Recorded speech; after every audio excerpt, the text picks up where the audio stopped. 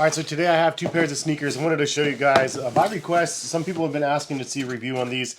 So I decided to get the first pair that they had available. This has been out there for I think almost a year, but this is a Megaride 01. And as you can see, it has a pretty crazy looking midsole. So I'm definitely all about like midsoles and crazy midsole tech and stuff. So this is a right up my alley. But now this is the other one. This one just came out a little bit ago. This is a Megaride S2 as this one is called. So you can see it is a little bit different. The midsole tech is fairly similar on both of them.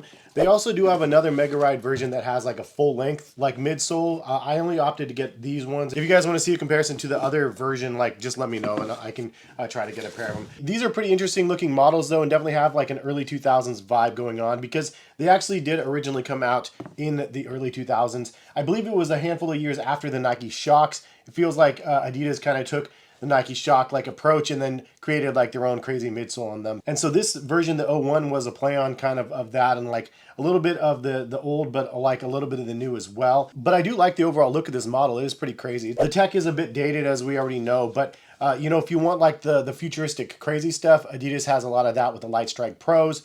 But this is definitely something that is more like a nostalgic sort of piece and something that is brought back out like just because it's so different and unique looking. With all of the like success that On has had in the last handful of years, this is kind of like in that sort of vein and the Nike Shock sort of vein as well. I think it's just Adidas' way of saying, hey, look, we've done lots of crazy things as well. Like, look at our history. We have like all these different legacy style sneakers that we've had like in our index, and now let's show you guys like some of the newer ones. Personally, the S2s I think are the better of the two. I'm actually going to be returning this pair right here because this one is a little bit small. I got a 10.5 women's, which is supposed to be a 9.5 men's, but it's actually just a little bit too snug for me. The 9.5 men's, though, of the S2 fits me perfectly. So for sizing, I would go true to size. The women's size for this one was just a little bit smaller for me, even though I tried to adjust. But the Megarides in general, I was very interested in, and so were you guys. So hopefully you guys appreciate the review of them. I'll tell you guys right from the gate, if you are looking for like something that's going to be like really soft and cushiony and stuff, this is not going to be the models for you. Like both of them feel pretty much the same on feet when you put them on with the heel and the forefoot. So you don't get a crazy amount of cushioning or anything like that, even though you get this crazy piece in the back. It is like a hard plastic sort of material. It does have a little bit of flex, and there is a little bit of like spring back sort of stuff, but it is similar to the Nike Shocks. You don't feel like a crazy amount of like bounce or anything like that, or like rebound or anything when you're actually walking in the shoes. If you want that type of stuff, they have so many crazy super foams from Adidas that are really, really worth a look. So check my channel out and check out some of the other reviews that I've posted on some of the other tech. The Adipure is the latest and greatest one that's really good. I actually have a review of these coming soon as well. This is the new Gore-Tex Ultra Boost. So even though it is 2025, they still do have Ultra Boost coming, and I have a review on those that I'll be posting. Those actually feel pretty darn bouncy as well. But overall, like the feeling on feet, it is more of a firmer midsole, and it is more like, I would say, gimmicky. It really isn't made to be like the forward performance pair. It's made to be like a nostalgic retro sort of vibe pair, which is what Nike does all the time with its Nike Air technology as well. Like Nike Air Max 90, I love it. It's one of my favorite Nike Air Max models. It's not comfortable for me on feet. It's like a brick underfoot as well. So I feel like it is okay to be able to dig in the archives and bring us lifestyle versions of something that was once maybe geared towards performance. And I think that that's kind of what they were doing with this when they decided to retro them and start bringing them back out. We're going to see more of this sort of stuff, I guess, in the future as well. But for now, we do have a couple models, and the S2 is, I think, the better of the two. I do like the little shroud, the zip on it looks really cool. The mesh on the side is also really cool. You have this like rubberized diamond shaped rubber over top of this mesh underneath that has a gradient fade, and the gradient fade goes from blue to purple. And so like visually it looks really, really cool. And then also for the three stripes on the side, it's kind of like extra rubberized material that is over top, like again, over the shroud. So it's kind of a fun usage of like a different type of just fused on material instead of just a flat fuse.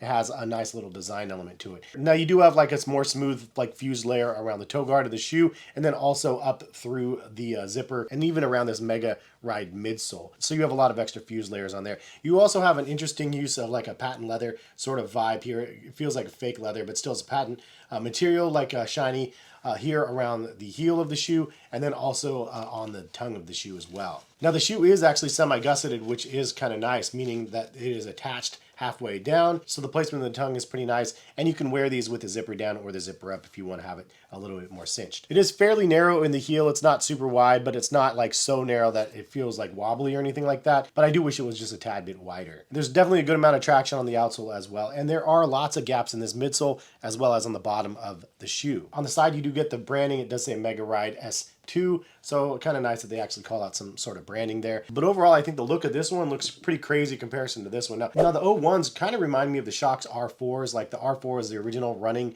Shox from Nike. They bring them back and retro them all the time, and right now I saw a pair at the outlet for like $60. So it is kind of cool to see like the Shox back and other brands bringing like Shox-like sneakers back. It's just kind of like a fun little novelty that they bring back that makes it kind of fun. Now this pair has mesh on the toe box and kind of like a nylon sort of material around the sides of the shoe with more fused layers. You do have like a separate portion of material down around the midsole of the shoe as well, which is kind of cool. It's very kind of misleading. It looks like there's just a giant heel on the back, but really this section in the front right here is actually like a midsole material. So it looks like there's a heel raised in the shoe, but there's actually not that much of one. Your foot kind of comes across the bottom here all the way down, but it looks like it kind of like goes down like almost like a high heel, and it doesn't feel like that on foot. I also wanted to call out the smell of the shoes. It smells really interesting. It's almost like fruity almost, the smell of it. I don't know what it is. These are both really heavy though, so I wanted to weigh them and let you guys know what they're at.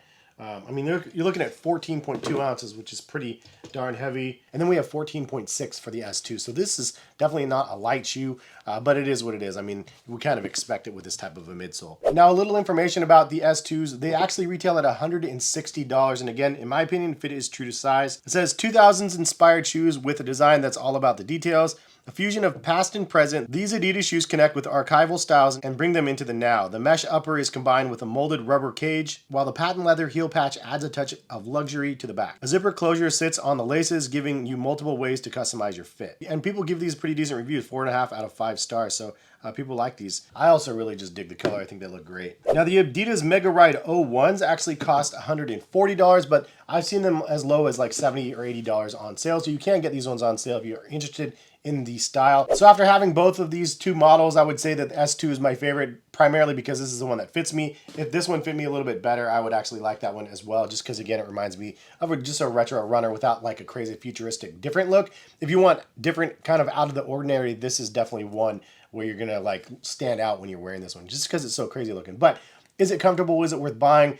$160 is a decent chunk of change. If it goes on sale, obviously more power to you, because 30% off of $160 is an even better buy. It really depends on you and your style, and you're comfortable, even though it has this crazy tech on the midsole. And I believe that's by design. Obviously, it's kind of a modernized 2000s sort of sneaker, like I was comparing to the Air Maxes, which aren't comfortable either. So if you're looking for a comfortable pair, it's really hard to recommend these over the Evo SLs. The Evo SL, hands down, is like my favorite Adidas shoe right now. It's just super ultra comfortable, lightweight, breathable, and everything else. I love the look of that shoe as well. So the Evo SL at $150 is a better buy than the Megaride S2s, in my opinion, at $160. So, you know, $10 savings. But I do like what you have with this. It is a nice model, and it's fun, and it's totally different. And, you know, if you're not looking for the comfort of the shoe, you're just looking for like a fun, just crazy looking pair, I think the Megarides definitely hit the stride with all of those things. And I do like the upper design, the gradient fade, the color blocking is great on them as well. So if you're into something different, this is definitely an option for you guys. I'll link them in the description.